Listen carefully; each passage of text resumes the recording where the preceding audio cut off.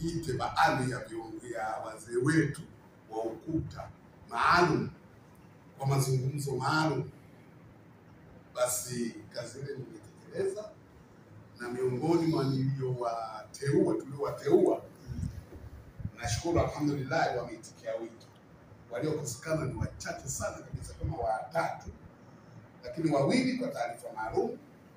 Mmoja tu nilikuwa sijawasiliana naye, sijapata taarifa yoyote, lakini wakati amekuja mjumbe hapa ameniambia kwamba yeye alizungumza naye na yeye ametoa huduma Bwana Msati.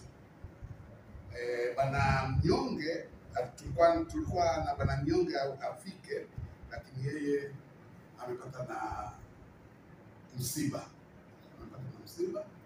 Kwa hiyo kaniletea taarifa na kaomba radhi, lakini nasema tuko pamoja. Na vile vile Bwana Ngupepe vile kutoka Rufiji, Kibiti, naye kaniletea taarifa, kaomba radhi kwa hatawahi kufika, na amesema lolote litakalozungumzwa ni pamoja naye. Kwa hiyo hao wazee wawili tungeliweza kujulisha pamoja na sisi ili kikao chetu kikamilike, lakini kukosekana kwao vile vile koramu ipo ya kutosha, yale tuliyodhamiria kuyazungumza tutazungumza, na tutaweza kupata mwafaka na maamuzi ambayo tutakaoweza kukubaliana. Katika upande wetu sisi huku kama uongozi, Bwana Idi Mwimbe amesema yupo mbioni anakuja, lakini aliitwa pale kazini kwake, kulikuwa na jambo fulani amekwenda kulitatua, muda wote anaweza akafika. Lakini kulingana na kikao jinsi ninavyokiona, anaweza akatukuta ama hatukuti. Pia naibu katibu mkuu Bwana Emmanuel Mchuma Mgaya pia na yeye ana dharura, lakini amesema yupo njiani anakuja, kwa sababu Bwana Mgaya alikuwa anahudumiwa na dada yake, alilazwa Muhimbili. Jana ametolewa kwa sababu kwamba yale matibabu ya Muhimbili pale inaonekana kama kwamba wameshindwa na madani. Sasa yule mgonjwa amefikia nyumbani kwake.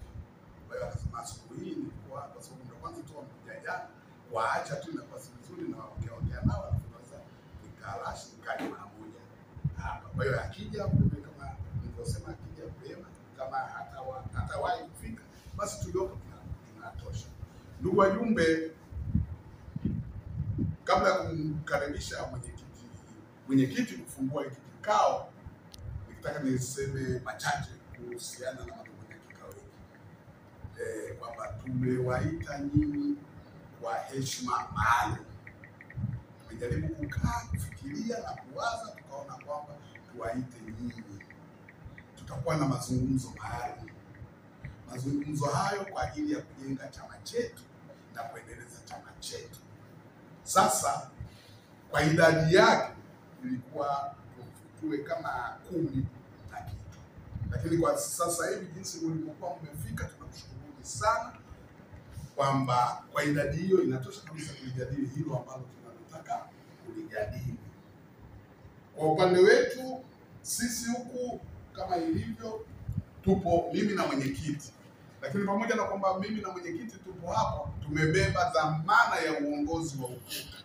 Kwa hiyo lolote tunalokuwa tumelizungumza huku, tumelipanga huku, tumekubaliana, wala msiwe na hofu, hilo litakuwa litatekeleza kama UKUTA. Viongozi wenzetu wana dharura wengine, lakini kwa uharaka wa jambo hili hatuwezi tukawasubiri, kwa sababu yote hayo ni katika kujenga chama chetu.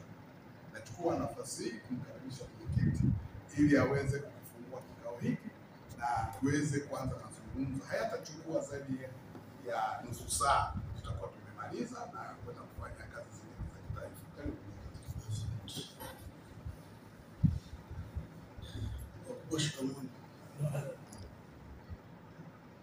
Wazangu shikamano kidogo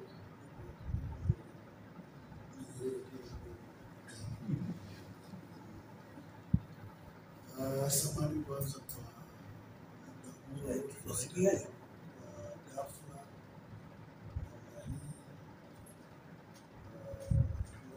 kwa sababu ya tukutane saa nne na mkuu wetu